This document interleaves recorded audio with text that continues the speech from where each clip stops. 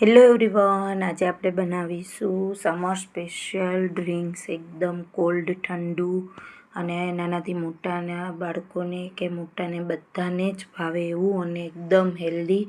ઘણા લોકો ડ્રાયફ્રૂટ્સ નથી ખાતા હોતા, પણ તમે આ રીતે એમને બનાવીને આપશો એટલે 100% શ્યોર તે ફટાફટ દૂધ પી જશે. એટલું સરસ મેં આ ટેસ્ટી અને હેલ્ધી રેસીપી શેર કરેલી છે. તો એના માટે મેં અહીંયા 50 ગ્રામ બદામ લીધેલી છે, 50 ગ્રામ પિસ્તા લીધેલા છે, 30 ગ્રામ કાજુ લીધેલા છે, એક મોટી ચમચી વરિયાળી લીધેલી છે, 2 ચમચી તરબૂચના બી લીધેલા છે. ત્યાર પછી મેં 2 ચમચી ખસખસ લીધેલા છે અને કેસર લીધેલું છે અડધી ચમચી, અને 10થી 12 દાણા ઇલાયચીના મેં એના અંદરના બીન્સ કાઢી લીધેલા છે. આ રીતે મેં બધા જ હેલ્ધી ઇન્ગ્રેડિયન્ટ્સ યુઝ કરીને મેં આ કોલ્ડ ડ્રિંક્સ રેડી કરેલું છે સમર સ્પેશિયલ. અને કોઈ મેં આમાં આર્ટિફિશિયલ કલર યુઝ કરેલા નથી. પહેલાં મેં અહીંયા પ્રીહીટ કરવા માટે એક ફ્રાય પેન રાખી દીધી હતી ગેસ ઉપર. મારી થઈ ગઈ છે. હવે મેં એકદમ સ્લો ગેસ કરી દીધો છે અને આની અંદર આપણે જે બધા ડ્રાયફ્રૂટ્સને મસાલા લીધેલા છે તે આપણે એડ કરી દઈશું. અને આ બધા જ મસાલાને આપણે એકદમ સ્લો ગેસ ઉપર ફ્રાય કરવાના છે. એકદમ ગોલ્ડન બ્રાઉન જેવા નથી કરવાના. સેજ સ્મેલ આવવા લાગે, સુગંધ એની બધા મસાલા એક્ટિવ થઈ જાય અને સરસ એની સુગંધ આવવા લાગે એટલે આપણે ગેસને ઓફ કરી દેવાનો છે અને એકદમ સ્લો ગેસ ઉપર પહેલાં પ્રીહીટ કરી લઈ, પછી એકદમ સ્લો ગેસ રાખવાનો છે અને એની ઉપર જ આપણે આ મસાલાને રોસ્ટ કરવાના છે. સેજ બી ગોલ્ડન બ્રાઉન કલર ના આવે, સેજ ગરમ થાય અને સેજ સુગંધ આવવા લાગે એટલે તરત જ આપણે ગેસને ઓફ કરી દેવાનો છે. બહુ વધારે પડતો આ ગેસને ચાલુ રાખીને આપણે રોસ્ટ કરશું તો આપણા ડ્રાયફ્રૂટ્સ છે તે આપણા થોડા દાજી જશે અને એની સ્મેલ સરસ એ તો આપણને મજા નહીં આવે આ કોલ્ડ ડ્રિંક્સમાં. એટલા માટે આપણે થોડા ગરમ થાય અને સેજ સુગંધ આવવા લાગે એટલે તરત જ આપણે ગેસને ઓફ કરી દેવાનો છે અને એક બી ડ્રાયફ્રૂટનો કલર ચેન્જ ના થાય એ રીતે આપણે અહીંયા રોસ્ટ કરવાના છે. આ રીતે તમે જોઈ શકો છો કે અહીંયા મારા સરસ હવે રોસ્ટ થઈ ગયા છે. હવે આપણે અહીંયા ગેસને ઓફ કરી દઈશું. સરસ સુગંધ આવવા લાગી છે. હવે આપણે ગેસ ઓફ કરીને આપણે બીજા વાસણમાં આ બધા જ ડ્રાયફ્રૂટ્સને કાઢી લઈશું. અને મેં અહીંયા એક પ્લેટમાં બધા જ ડ્રાયફ્રૂટને કાઢી લીધા છે. હવે થોડીવાર આપણે ઠંડા પડવા દેવાના છે. અને સાથે મેં અહીંયા કસ્ટર્ડ પાવડર લીધેલો છે 2 મોટી ચમચી, 2 ટેબલ સ્પૂન. આપણા ડ્રાયફ્રૂટ્સ ઠંડા થઈ જાય અને મસાલા એટલે આપણે આની અંદર 2 ચમચી કસ્ટર્ડ પાવડર એડ કરવાનો છે એટલે એની ફ્લેવર એકદમ સરસ આપણી આ કોલ્ડ ડ્રિંક્સમાં આવશે. અને ત્યાર પછી આપણે મિક્સચર જારમાં આને ગ્રાઇન્ડ કરી લેવાનું છે, ફાઇન પેસ્ટ કરી લેવાની છે. તમે જોઈ શકો છો કે એકદમ સરસ આપણું પ્રીમિક્સ આ કોલ્ડ ડ્રિંક્સનું બનીને ફ્રેન્ડ્સ રેડી થઈ ગયું છે. એકદમ સરસ કલર આવ્યો છે, તમે જોઈ શકો છો, અને સુગંધ પણ એટલી સરસ આવે છે કે એની શું વાત કરું. આ અમુક બાળકોને પસંદ નથી હોતા બદામ અને પિસ્તાની મેં અહીંયા કતરણ અલગથી લીધેલી છે.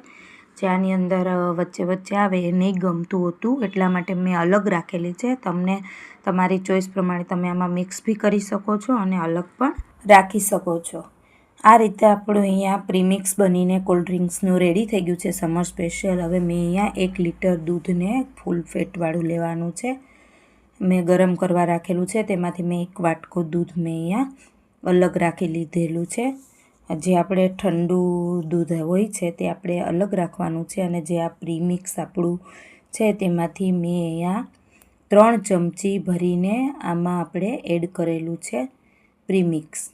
હવે પહેલાં આપણે આ ઠંડા દૂધમાં મિક્સ કરી દેવાનું છે. એકદમ સરસ મિક્સ આપણે કરી દેવાનું છે. સેજ ભી ગાંઠા નહીં રહે. આ રીતે તમે મિક્સ કરશો એટલે કસ્ટર્ડ પાવડર છે તે સરસ આમાં દૂધમાં મિક્સ થઈ જશે. અને ત્યાર પછી આ રીતે તમે જોઈ શકો છો એકદમ સરસ રીતે આ પ્રીમિક્સ આપણે મિક્સ કરી લેવાનું છે.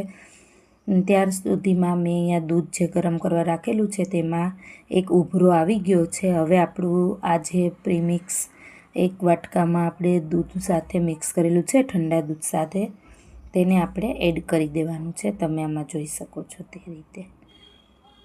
ત્યાર પછી આપણે હવે એને 1 કે 2 મિનિટ માટે ઉકાળી લેવાનું છે, એટલે તેના બધા જ મસાલાનો ટેસ્ટ એકદમ સરસ આવી જશે અને આપણું આ કોલ્ડ ડ્રિંક્સ અહીંયા બનીને રેડી થવા આવ્યું છે. હવે આપણે આની અંદર અડધો કપ મેં અહીંયા 1 લીટર સામે અડધો કપ મેં અહીંયા મિશ્રી સાકર લીધેલી છે, જે ઠંડક આપે છે.